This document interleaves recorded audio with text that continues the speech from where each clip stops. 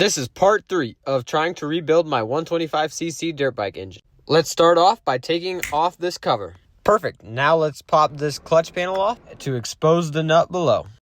Let's twist it off. And now we can take this gear off. Awesome. Now time for the Kickstarter shaft. And it's time to unbolt the oil pump. Let's lift that off there. And now it's time to unscrew the pizza shifter cutter lever.